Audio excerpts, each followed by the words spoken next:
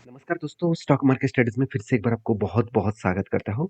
तो आज मैं फिर से आपके सामने कुछ ऐसे एक इम्पोर्टेंस कंपनी के बारे में चर्चा करूँगा, जो बहुत इम्पोर्टेंस है क्योंकि सारे कंपनीज़ के ऊपर एक बिग फॉल देखने को मिला था। अभी क्या फिर से इस जगह से रिकवरी कर सकते हैं? क्या सही में उसका कोई सपोर्ट मिला है? तो वो ही सारे पॉइंट्स मैं आपके साथ शेयर करूँगा, तो वीडियो को पूरा लास्ट तक देखना और अभी तक अपने चैनल को सब्सक्राइब नहीं किया तो ज़रूर कर लेना। तो सबसे पहले मैं डिस्कशन करूँगा म मैज़ोगन डक शिप बिल्डर्स के ऊपर। तो मैज़ोगन डक शिप बिल्डर्स एक डिफेंस सेक्टर के ऊपर काम करते हैं और कंपनी जिस तरीके से खुद को रिप्रेजेंट किया वो अलग लेवल का है, क्योंकि कंपनी का 52 का लो था 1700 के आसपास और अभी 52 का हाई बने 1500 के आसपास, सॉरी 5800 के आसपास। मतलब कहाँ से कहाँ तक जर्नी किया आप देख सकते हैं। ऑलमोस्ट 3 गुना के आसपास कंपनी जर्नी किया। तो ऐसी जर्नी क्यों हुआ? क्योंकि डिफेंस सेक्टर के ऊपर गवर्नमेंट ने जिस तरीके से अनाउंसमेंट किया था, उसके कारण लगातार भागते चले गए। दूसरी बात, अभी भी इस बार 15th ऑफ अगस्त में मतलब 15th ऑफ अगस्त में मोदी जी ने खुद अनाउंसमेंट किया कि जो डिफेंस सेक्टर के जो प्रोडक्ट है, वो प्रोडक्ट अभी इंडिया में नहीं, बाहर की कंट्रीज में एक्सपोर्ट भी किया जाएगा और ज़्यादा एक्सपोर्ट करने के कारण जितने सारे डिफेंस सेक्टर कंपनीज है, उसमें एक अच्छा खासा बूस्ट आने का चांसेस है और यही एक कारण है। इसी कारण की वजह से कंपनी के ऊपर एक बिग जर्नी देखने को मिल सकता है।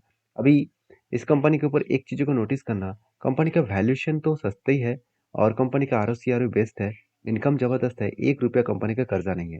देखिए, सरकारी कंपनी होने के नाते भी 1 रुपया कर्जा नहीं है, ये कंपनी के लिए एक बेस्ट व्यू देते हैं और बेस्ट व्यू के साथ-साथ कंपनी के ऊपर एक पॉइंट्स मैं आपको ज़रूर शेयर करूँगा, जो कंपनी क्वार्टरली रिजल्ट को खुद को अलग लेवल में रिप्रेजेंट करने का कोशिश कर रहे थे। देखिए, 1200 से लेकर 2200, उसके बाद 2100 बन चुके थे, अभी 2300 बने।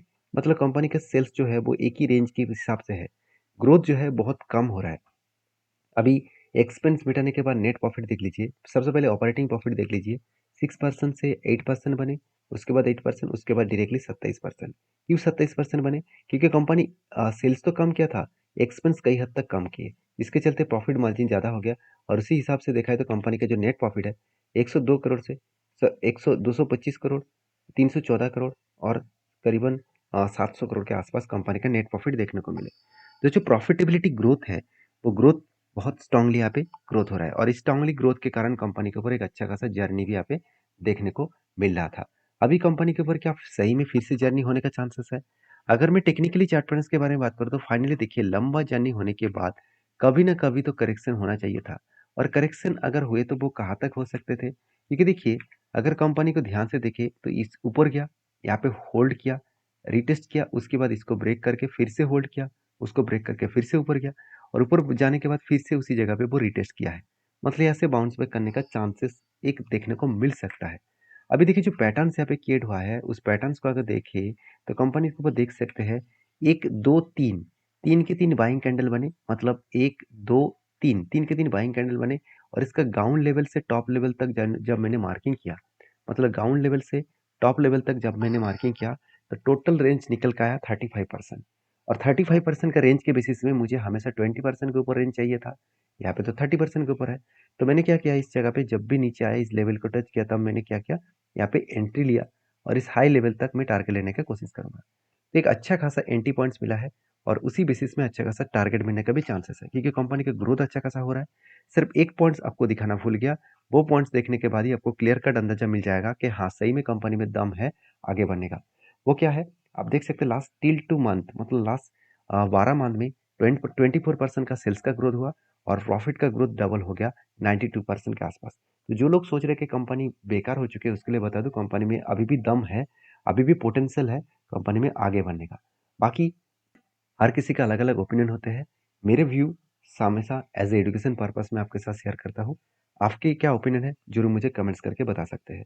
नेक्स्ट जो कंपनी, उसका नाम है भारत डायनामिक लिमिटेड। देखिए, ये भी एक डिफेंस सेक्टर की कंपनी है।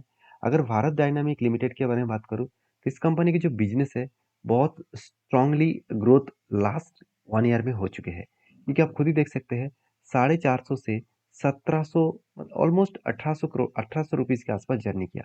तो 450 से मतलब ऑलमोस्ट 4 टाइम्स, 4 टाइम से भी ज़्यादा कंपनी का 4 to 5 टाइम्स के आसपास ग्रोथ सिर्फ एक साल में हुआ। तो रॉकेट की तरह कंपनी भागा। क्या सही में कंपनी में दम इतना है रॉकेट की तरह भागने के लिए? देखिए, पहली बात, कंपनी की 1 रुपया कर्जा नहीं है। ये अच्छी बात है, क्योंकि अगर बैलेंस शीट को देखा जाए तो कंपनी जो कर्जा लिया, हमेशा वो कर्जे के ऊपर बहुत ज़्यादा मतलब काम करते हैं, कर्जा ₹1 ना लेकर ही काम कर रहा है। तो सरकारी कंपनी इतनी शानदार काम कर रहा है तो एक पॉजिटिव पॉइंट तो बनता रहेगा। और उसके साथ-साथ कंपनी के रिज़र्व भी बढ़े, फिक्स्ड एसेट भी बढ़े। उसके साथ-साथ एक चीज़ मुझे बेस्ट लगा कंपनी के इन्वेस्टर। देखिए इन्वेस्टर ने एफआईएस ने जो होल्डिंग को कंटिन्यू कर रहा है, उससे कई गुना ज़्यादा डीएस के पास होल्डिंग था। था क्यों मैं बता रहा हूँ? क्योंकि पहले 14% 13% के आस-पास होल्डिंग था, वो घट के आज 9.5% हो चुके हैं।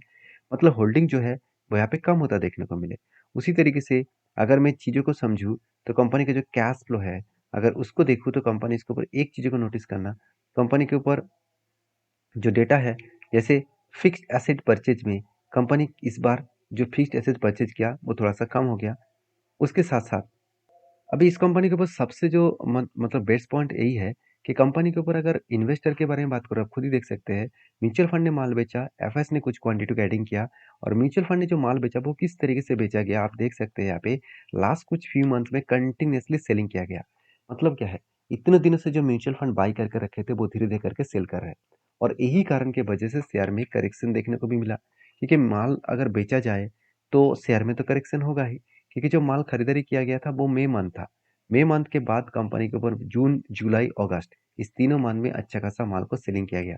अभी देखिए यहाँ पे भी एक पैटर्न क्रिएट हुआ है। उस पैटर्न के हिसाब से बात करूँ तो कंपनी के यहाँ पे भी एक रेंज बने। इस रेंज के हिसाब से देखा है तो कंपनी कंटिन्यूसली बाइंग का 32% का रेंज क्रिएट किया। और ओवरऑल एक्चुअली कंपनी के टोटल रेंज के बारे में बात करूँ तो टोटल रेंज अगर देखा जाए तो कंपनी की एक बिग रेंज बने। तो उस रेंज के बेसिस में सॉरी माफी चाहता हूँ, यहाँ पे बिग रेंज नहीं कहूँगा, क्योंकि यहाँ पे देखिए ध्यान से देखना, यहाँ पे एक कैंडल पैटर्न्स है, वो कुछ रेड कैंडल है। मतलब रेड कैंडल को तो कोई भी ग्रीन कैंडल के बीच में होना नहीं चाहिए। अगर होगा तो उस पैटर्न्स को यूज नहीं करना है। तो मुझे क्या मिला, यहाँ पे एक दो तीन तीन के तीन बाइंग कैंडल मिले। इसका टोटल रेंज मिला 32%। और फाइनली यहाँ पे क्या हुआ, इस नीचे लेवल को वो टच किया। मैं इसको थोड़ा सा डिलीट कर देता हूँ, आपको और भी क्लियर देखने को मिलेगा। हाँ, अभी देखिए इस नीचे लेवल को टच किया, मतलब यहाँ पे एक पॉजिटिव पॉइंट्स देखने को मिला। और यहाँ से अगर जर्नी ऊपर तक गए तो कहाँ तक जा सकते हैं, जो लेवल निकल कर है 1655 के आसपास। तो देखिए मैं कोई लेवल्स आपको बाय सेल करने के लिए नहीं दे रहा हूँ। मैं आपको ये समझाने का कोशिश कर रहा हूँ, जो पैटर्न्स क्रिएट हुआ है उस पैटर्न्स के बेसिस में कहाँ तक वो जा सकते हैं। कहाँ तक वो जा सकते हैं इसका कोई 100% गारंटी तो नहीं है जाएगा करके, क्योंकि इस तरीके से स्ट्रैटेजीज में हमेशा हर कोई स्ट्रैटेजीज में 100% प्रॉफिट होगा, ऐसे होगा नहीं। आपको चीज़ों को समझना पड़ेगा, उसके साथ साथ आपको फाइनेंशियल एडवाइजर के साथ बातचीत करके काम करना होगा। तो नेक्स्ट जो कंपनी है उसके बारे में बात करें, उसका नाम है HEG लिमिटेड। तो HEG लिमिटेड जो एक 7,800 करोड़ का कंपनी है। कंपनी का अपडेट यही है कि कंपनी जल्द से जल्द आपको 1:5 रेशियो के यहाँ पे स्प्लिट देने जा रहा है। मतलब हर एक के बदले कंपनी 5 शेयर देने जा रहा है। तो जो लोग स्प्लिट पाना चाहते हैं तो एक बार डीपली रिसर्च करें, उसके बाद काम करें। और नेक्स्ट जो कंपनी है उसके बारे में चर्चा करूँ, उसका नाम है हिंदुस्तान एरोनॉटिक्स लिमिटेड। तो इस फील्ड का मतलब डिफेंस फील्ड का सबसे बड़ी कंपनी भी बन चुके हैं हिंदुस्तान एरोनॉटिक्स लिमिटेड।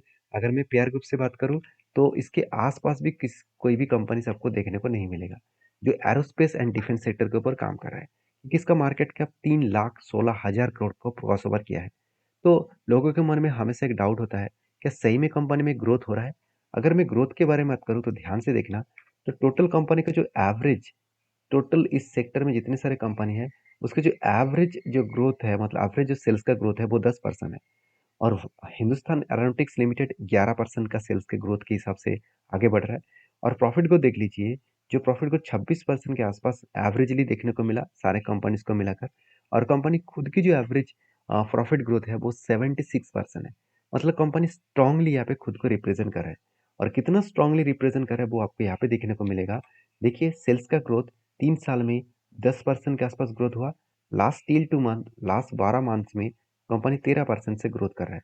उसी तरीके से अगर प्रॉफिट ग्रोथ के बारे में बात करूँ तो लास्ट 3 ईयर्स में 33% के आसपास सेल्स ग्रोथ हुआ एंड सॉरी प्रॉफिट ग्रोथ हुआ। और लास्ट टिल 2 मंथ मतलब लास्ट 12 मंथ में 37% के आसपास ग्रोथ हुआ। और यही एक कारण है जिस कारण की वजह से शेयर में हमेशा पॉजिटिव मोमेंटम आपको देखने को मिलता है। जैसे इस कंपनी के ऊपर एक चीज आपको नोटिस जरूर करना होगा कि कंपनी ने इस बार जो फिक्स्ड एसेट को परचेज किया, जो पिछले सालों में फिक्स्ड एसेट परचेज किया था 1780 रुपीज के आसपास, सॉरी 1780 करोड़ के आसपास, इस बार वो 1755 करोड़ के आसपास फिक्स्ड एसेट को परचेज किया। मतलब हर साल सेम लेवल में फिक्स्ड एसेट को परचेज किया जा रहा है।